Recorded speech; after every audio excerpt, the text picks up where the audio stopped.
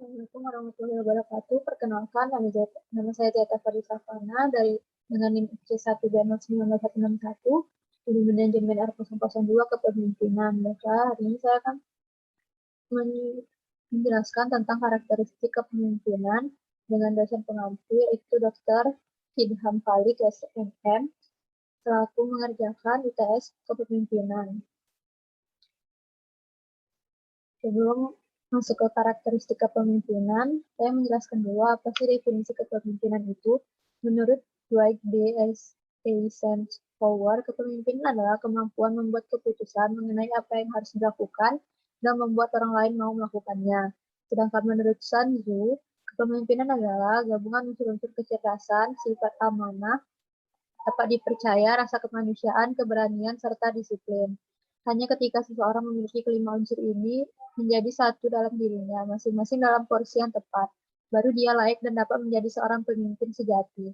Kepemimpinan dapat dipandang sebagai suatu instrumen dalam upaya mempengaruhi dan mengendalikan orang atau sekelompok orang agar mau bekerja sama dalam mencapai tujuan tertentu. Selain itu juga kepemimpinan sangat diperlukan dalam menggerakkan aktivitas suatu organisasi. Jadi, kepemimpinan ini merupakan salah satu faktor penentu dan terpenting dalam suatu organisasi. Suatu organisasi akan berjalan dengan baik apabila kepemimpinan mempunyai rasa tanggung jawab yang tinggi. Rasa tanggung jawab seseorang kepemimpinan merupakan salah satu karakter dari kepemimpinan yang ideal, tapi tidak kalah penting, seorang pemimpin harus cerdas agar senantiasa dapat memilih dan memecahkan suatu masalah yang dihadapi dalam organisasi yang dipimpin. Karakteristik kepemimpinan ada 6. Yang pertama itu kecakapan dalam mengarahkan atau mengatur anak buah. Yang artinya seseorang pemimpin harus cakap dalam mengarahkan kinerja bawahannya. Sebagai pemimpin, kita berhak bertindak sebagai pengendali para bawahan untuk mendapatkan sikap yang baik dari para bawahan. Yang kedua ada memahami permasalahan secara lebih dalam. Pemimpin bertindak sebagai pemberi keputusan dalam suatu permasalahan. Pemimpin juga diperlukan pandangan-pandangan atau masukan dari orang lain. Yang ketiga, pemimpin adalah orang yang memiliki kompetensi. Pemimpin harus berkompeten dengan setiap situasi yang dialaminya, sehingga kompetensi yang kita miliki berguna bagi setiap situasi yang dihadapi. Yang keempat, ada mampu melihat sesuatu sesuai dengan tempatnya. Seorang pemimpin hendaknya mampu melihat sesuatu sesuai dengan tempatnya. Contoh kecilnya, seseorang tidak boleh mencampurkan antara masalah internal dengan masalah eksternal yang dialaminya dengan orang lain. Dan yang kelima ada energi. Pemimpin harus memiliki kemampuan mental dan fisik, tanggung jawab, serta seorang atasan tentu lebih besar dari bawahnya, maka sangat dibutuhkan mental yang kuat. Yang keenam ada emosi yang stabil. Stabil mengandung arti mengenai ketenangan, perasaan yang tidak mudah goyah karena sesuatu, serta memiliki sikap yang mantap. Selanjutnya yang ketujuh ada hubungan antar manusia dan kemampuan berkomunikasi. Manusia tercipta sebagai makhluk sosial, yang artinya manusia ditakdirkan untuk saling bekerja sama dalam mencapai tujuan hidupnya untuk memperoleh hasil yang maksimal.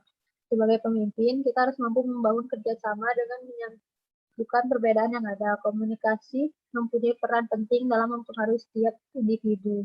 Yang kedelapan ada motivasi diri sendiri. Pemimpin harus memiliki motivasi dirinya sendiri sebelum memotivasi orang lain. Yang kesembilan ada kemampuan mengajar.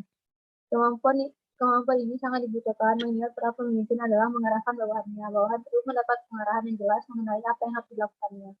Yang ke-10 ada kemampuan sosial. Kemampuan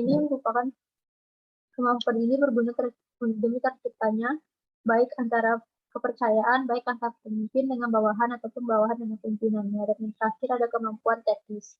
Kemampuan teknis adalah hal pokok yang harus dimiliki pemimpin. Kemampuan ini penting karena pemimpin harus mengetahui suatu pekerjaan atau program yang akan dijalankannya. Selanjutnya kita akan membahas karakteristik kepemimpinan ideal, yaitu ada 8. Yang pertama, cerdas. Kecerdasan adalah kecerdasan didapat dari hasil belajar, sehingga kaya akan ilmu pengetahuan. Jika seseorang akan cerdas, maka sangat diperlukan semangat belajar dengan tekun dan rajin. Dalam hal ini, seorang pemimpin akan bisa dengan cepat dan tepat membuat sesuatu, jadi semua permasalahan akan cepat terselesaikan. Yang kedua ada bertanggung jawab. Seorang pemimpin yang ideal harus bertanggung jawab, dalam artian bahwa bertanggung jawab terhadap dirinya dan juga terhadap anggotanya dalam suatu organisasi. Yang ketiga ada jujur. Seorang pemimpin ideal harus jujur sehingga akan mampu untuk terbuka pada anggotanya dalam kebijakan yang diambil. Yang keempat ada dapat dipercaya. Seorang pemimpin yang ideal harus dapat dipercaya sehingga akan mampu untuk saling percaya dan tidak ada kecurigaan. Yang selanjutnya ada inisiatif. Seorang pemimpin yang ideal harus inisiatif sehingga akan mampu untuk memutuskan segala hal dengan benar. Yang selanjutnya ada konsisten dan tegas. Konsisten dalam artian bahwa seorang pemimpin akan mampu menjalankan setiap aturan dan kebijakannya. Sedangkan tegas yang dalam artian bahwa seorang pemimpin tidak membebaskan anggotanya, namun tidak mengekang anggotanya pula. Yang ketujuh adalah seorang pemimpin yang ideal, adil. Seorang pemimpin yang ideal harus berbuat adil sehingga mampu untuk memperlakukan anggotanya dengan perlakuan yang sesuai dengan tugas dan bidangnya masing-masing. Dan yang terakhir ada lugas. Seorang pemimpin yang ideal harus lugas sehingga akan mampu untuk menjelaskan pemikirannya secara langsung dan tidak bertele-tele. Baiklah, sekian dari saya harap dapat dipercayai, dapat dimengerti. Sekian, terima kasih. Wabillahi taufiq wal hidayah. Wassalamualaikum warahmatullahi wabarakatuh.